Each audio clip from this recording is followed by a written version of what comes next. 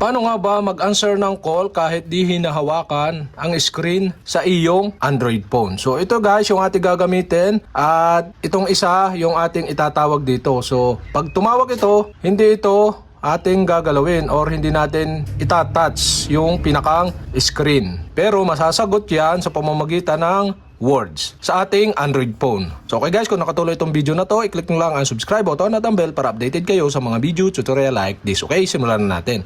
So dito sa ating Android phone, ang gagawin nyo lang, punta lang kayo sa Play Store at search nyo dito yung Bunny Dialer. Yan, Bunny Dialer. So ito siya, Bunny Dialer. So tap nyo lang yung install button dito sa may kanang bahagi at mag-i-install na siya guys. So wait lang natin a couple of seconds. At once na tapos nang mag-install, tap nyo na yung open or punta kayo doon sa mismong app. So ito siya guys, yung application yan. So ito siya, Bunny ang pangalan. So tap natin. At pag ganyan na lumabas, tap nyo lang next button dito sa may baba, sa may kanang bahagi. Next. Tapos tap nyo yung start button. Tapos pag ganyan na lumabas, tap nyo yung start button dito, yung kulay dilaw. Tapos set Bunny as your default phone app. So select natin to or set natin to as a default.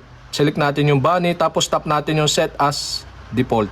Tapos pag ganito, tap allow lang. At dito, tap nyo na itong home dito sa may kaliwang bahagi, babang bahagi ng inyong screen, yung home. At mapupunta kayo dito. At dito, kailangan natin mag-set ng word. So magse-set tayo ng tatlong word. So ito yung sa may answer, decline, at yung speaker. First natin i-set itong sa may answer. So tap nyo lang. At yan, say your word. So hello, hello.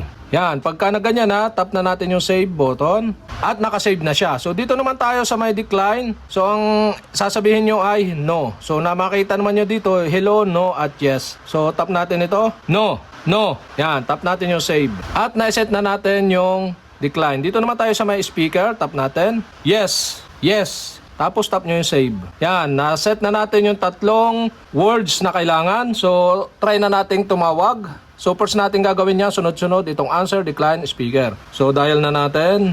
First, yan. So gagamitin natin yung hello. Yan. Punta natin sa main screen. Yan. Hello. At yan, ma-answer yung ating tawag. So successful.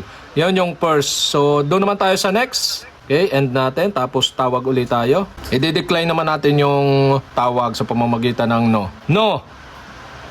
At yan, na-decline yung tawag. So, okay guys, yung successful yung ikalawa. Doon naman tayo sa ikatlo, yung may loud, para kinig yung tawag naman natin. Pagka-answer, diretso, loudspeaker. So, okay, dial uli natin. Yan, dial uli natin. Speaker. Yan guys, so naka-loud na or loud na speaker yung ating connection dito sa isang cellphone. Yan guys. So, hindi natin hinahawakan itong cellphone pero sasagot natin yung mga tawag, nakakancel natin yung tawag at pwede nating i-loud speaker yung tawag na hindi natin ginagalaw itong ating Android phone. So okay guys, yun lang and sana nakatulong itong video na to and thank you for watching.